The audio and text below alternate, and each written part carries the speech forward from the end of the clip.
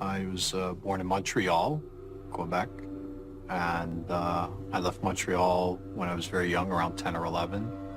Moved to Toronto, lived there till I was till I was 14. Moved to Florida and lived there about 12, 13 years. About 12 years ago, I got a job in Tucson, Arizona. So I drove from Toronto to Tucson, and I was staying in my boss's house, but he wasn't there. He was in Canada. It was a condominium townhouse, you know, with an upstairs and a downstairs. My life at that time, I think, was pretty normal. I was, you know, recently divorced after 5 years of marriage, so trying to find my path alone again, you know, working and trying to make a life for myself, same like anyone else. Be careful what you wish for. We've all heard the old adage, but how many of us have lived the results of wishing for the wrong thing? I am Lawrence Chow. Today in Ghostly Encounters, we look at the case of Brad Powell, a man carving out an ordinary life. In the midst of that, Brad will have what he thinks is a harmless, almost ordinary paranormal experience. But Brad will wish for more. And as a result, he's about to be plunged into a year-long odyssey of terror.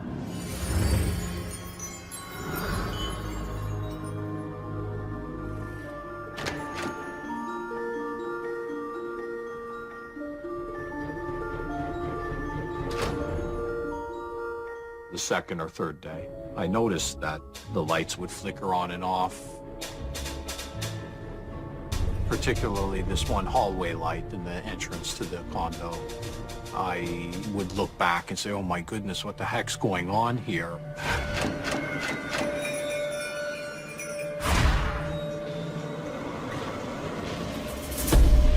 The TV would flicker and terrible reception, even though we had cable TV. So very often I heard popping sounds and interference with the TV and stuff like that.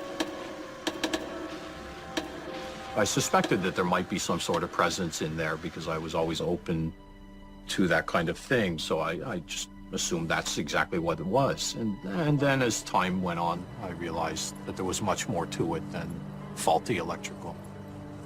So I think that was really the very beginning of it trying to attract my attention as best it could.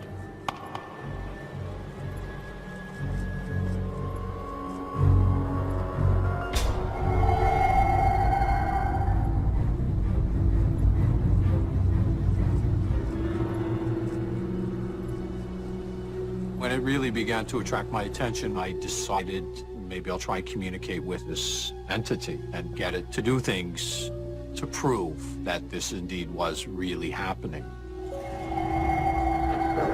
I said, well, you know, if you're really here, why don't you move the chandelier from left to right or right to left? But it was so subtle and so gentle the way it would move the chandelier that I wasn't sure if I was imagining it or not.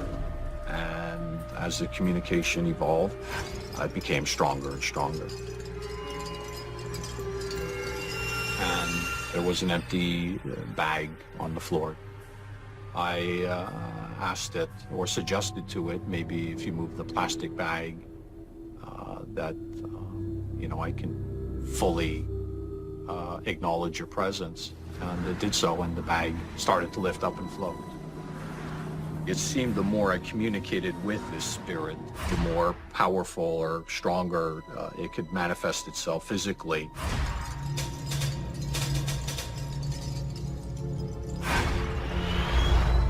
It showed itself as a cloud, a misty form, almost like fog, with sparks shooting out of it.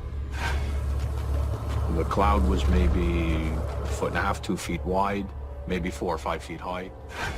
I was fascinated by this entity, this energy. I was putting my hand in it, my fingers, to feel it, and to connect with it as well, because at this point, there was no fear.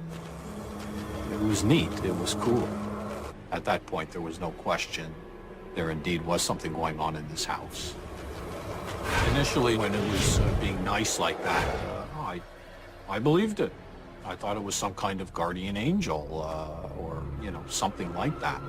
something that was pleasant, something that was nice, and nothing to be fearful of. That night I went to sleep and had a nice sleep. And it was the next day that it became very malicious and very scary. Its ultimate goal was certainly to put the fear of God in me.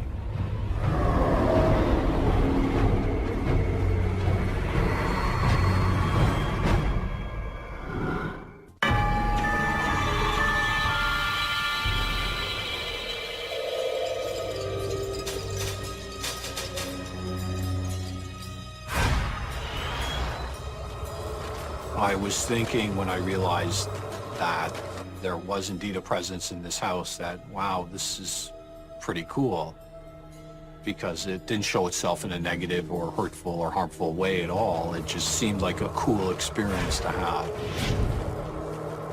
And then the following day, I really knew it was there because it did everything in its power to make me very fearful. That's when this ghost started making the walls appear to be bulging in and out. I was seated sitting on the couch, around 10 feet away from the wall. It was one wall that was bulging out.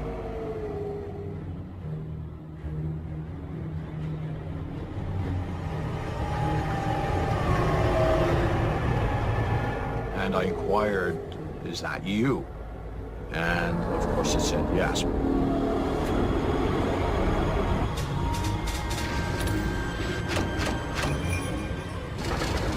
It started showing these ugly, mean, evil faces on the wall. When the faces showed up, it was more like 3D actually, but they kind of moved and there were like shadows with it. But then the faces would change a little bit. They started to become very evil-looking creatures, monsters, whatever you want to call them. Very freaky stuff, very scary. I remember thinking to myself, what am I going to do next with this situation I've gotten myself into? All kinds of things raced through your mind. It was horrible. There's no question in my mind that that did indeed occur. That was the beginning of an onset of total panic and fear. And the more fearful I became, the more malicious it became. It would also physically attach itself to me when I was trying to sleep.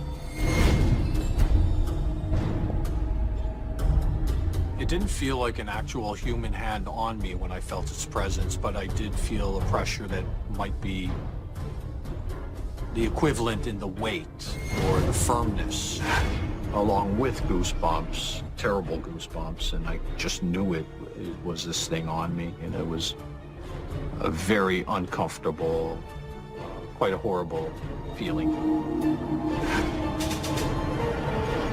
I actually called a friend, and she told me, you know, a couple of things like put salt around the perimeter, the inside perimeter of your house, and that helps keep them out, as well as burning sage I was recommended to do. Those things didn't seem to work.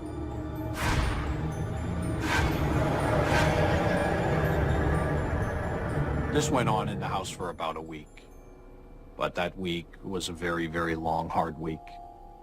And I got to a point where I couldn't take it anymore, and I packed my bags and left. I had to quit my job. I hopped in my car and drove from Tucson to Florida. I felt safe in Florida because I used to live there. When I was in the car, I could feel this spirit on me. I felt safe in Florida because I used to live there.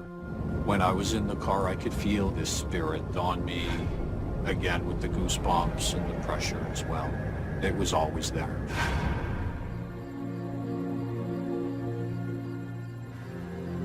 When I went to Florida, I decided to get a job thinking that I could cope with this thing. I was actually living in a motel at the time. It had an air conditioner in the window. I barely slept the whole time I was in Fort Lauderdale. From the time I left Tucson, Arizona. I had many, many sleepless nights, paralyzed with fear under my blanket until I would just pass out from sheer exhaustion.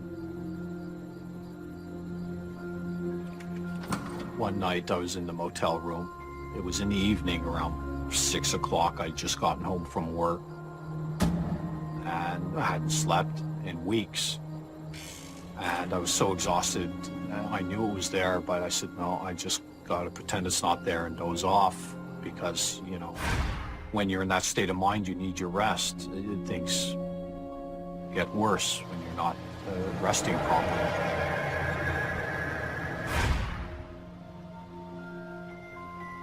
I was just dozing off, and I heard a popping sound in the room. It was a fairly loud popping sound. I opened my eyes, and the curtains were completely engulfed in fire and flames. It was definitely trying to kill me.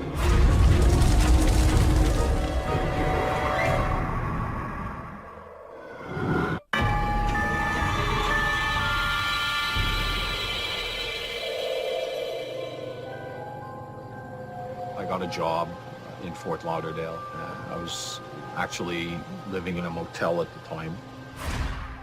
And I came home from work and I was just completely exhausted. I needed to rest. This ghost followed me to Florida. Every night it was there with me when I was trying to sleep, just trying to make my hell a little bit more hellish.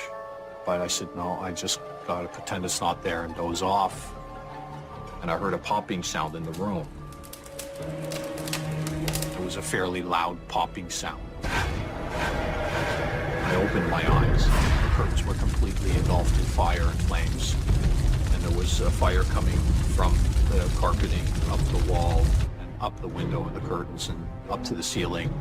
And the room was completely, instantly packed with smoke. I grabbed my things out of the room with the fire still going on. And this is all a matter of seconds. And then I ran right back in and put the fire out. Looking back, had I fallen asleep, you know, who knows what would have happened. It would have certainly been a deep sleep. There's no question that this thing started the fire somehow. This entity was definitely trying to kill me. And at that point, I knew it was time to check out. I needed to be alone. I realized that I needed to focus all of my energy on trying to deal with this and cope with this and to get through it. And that's when I decided to go to buy a tent and a sleeping bag and go camping. I quit my job and I drove near Naples, Florida on the west coast to a state park. And I camped out in the swamps, which was very hard, very, very hard to do. Well, things changed for me because I had very little money. So my priorities changed, and that was eating, making a fire. When I was camping out, it felt like it was always very close.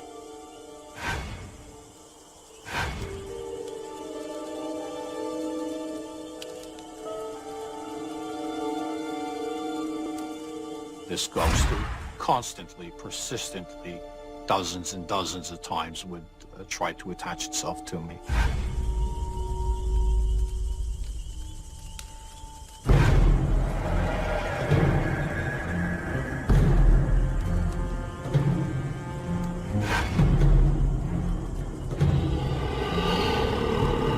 And sometimes it succeeded because I was still not fully understanding of how to maintain that barrier of it completely, at least physically off me, if not around me.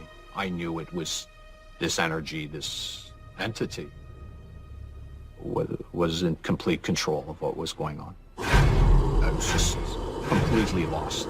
This spirit was doing everything in its power to make me go crazy, and it very nearly succeeded. I was feeling very suicidal because I was unable to cope. I was completely helpless. I couldn't reach out to anyone. I felt that my family would not understand, or my friends, what I was going through, and I chose not to tell them as a result. I didn't feel like I was an outcast from society. I I was cognizant of the fact that I put myself in, I guess, a self-imposed exile, but it wasn't really an exile. It was just what I needed to do to cope and get through what I was getting through.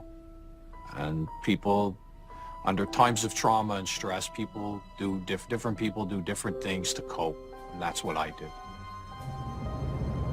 Eventually, I went back to Canada, drove back to Canada, here in Toronto, and I was staying with one of my brothers on his farm. And one night I was lying in bed.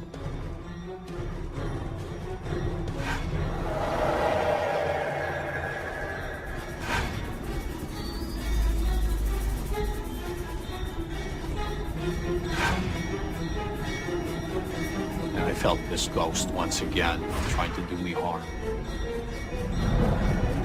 But this night was different. I had enough and I was tired. And I yelled out, "F you, get the heck out of my life. I'm done, finished." And I was very angry.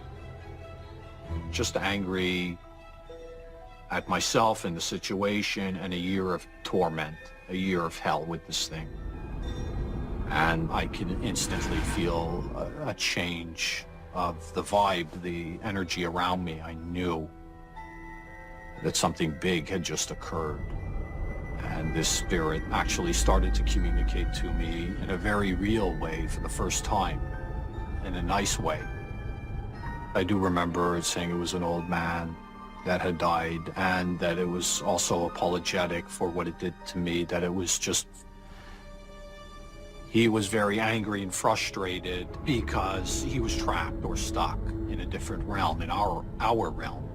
And I actually ended up having to console it or him in those last moments. And I told it, now it's time for you to go to the light.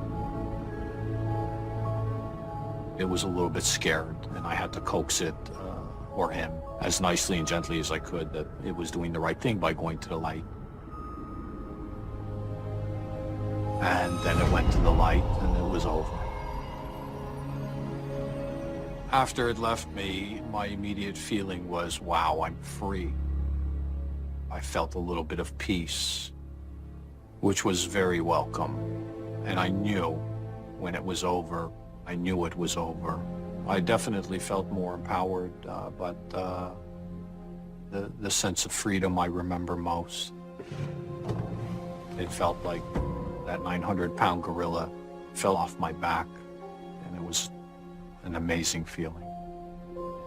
It's a good question to ask why I didn't get angry before, and I just don't know. I think probably because I wasn't ready.